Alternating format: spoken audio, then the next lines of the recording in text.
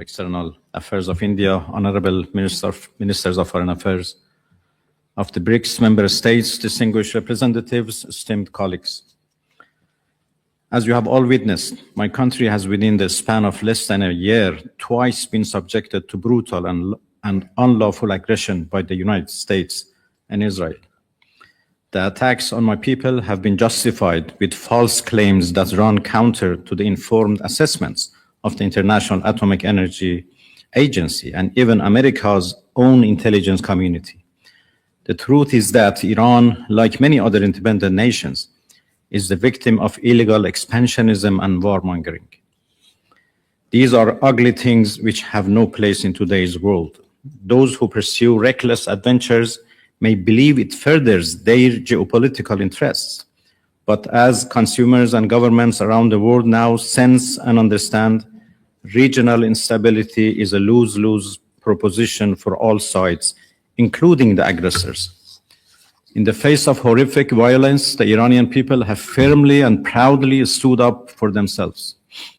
Did we retreat from our ideal of independence? Did we surrender to the will and whims of imperial power? The answer is clear. We did not and never will.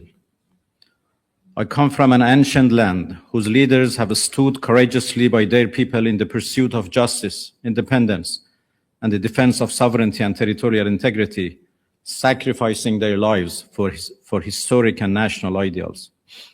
I speak for an Iran whose armed forces, medical personnel, school teachers, and law enforcement officers never once placed their own safety above saving the lives of those they are duty-bound to protect and served with honor on the front line of humanity.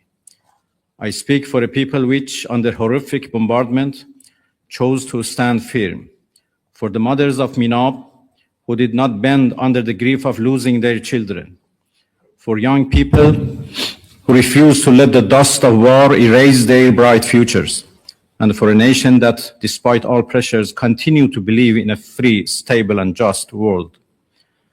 By now, it ought to be clear that Iran is unbreakable and only emerges stronger and more united when under pressure. While ready to fight with everything we have in defense of our freedom and our soil, we are equally ready to pursue and defend diplomacy.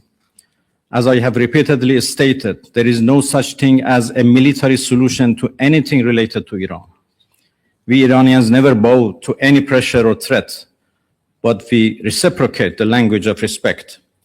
As much as our powerful armed forces remain ready to exact devastating retribution on foreign aggressors, my people are peace-loving and do not seek war.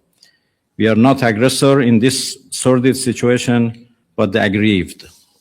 Mr. Chairman, distinguished colleagues, over the past year, I have had the honor of participating in 2 Brics conferences to convey the government of Iran's conviction that this platform symbolizes the emergence of a new global order, an order in which the global South is a primary architect of the world's future. What was once a lofty aspiration is now a reality, but it is a fragile reality. Imperial power in decline wants to turn back the clock and is desperately lashing out on its way down. This all matters to the BRICS Plus group of countries because the battle Iran has fought is in defense of all of us, of the new world that we are building together. Our brave soldiers have given their lives to resist Western hegemony and the sense of impunity that the US believes it is entitled to. While Iran is grateful for the support and solidarity it has received from BRICS countries, it is imperative that we jointly step up our work towards ending this sense of entitlement, which has no place in today's world. To virtually everyone in this room, our resistance against US bullying is not an unfamiliar battle.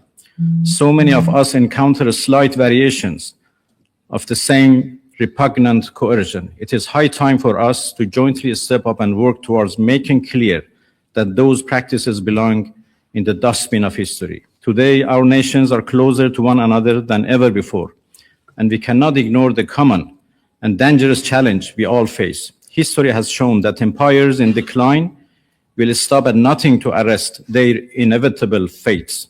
A wounded animal will desperately claw and roar on its way down. The putting away of all pretenses is apparent in the horrors that the West has shamelessly underwritten or outright pursued in the global South, whether in Asia or Africa or Latin America. What was once framed as unthinkable and decidedly shameful is now either overlooked or openly embarrassed in Western capitals, i.e. horrific genocide, shocking violations of the sovereignty of nations, and outright state piracy on the high seas. These crimes and the Western silence they are met with can only take place if there is a sense of impunity. That false sense of entitlement must be shattered by all of us.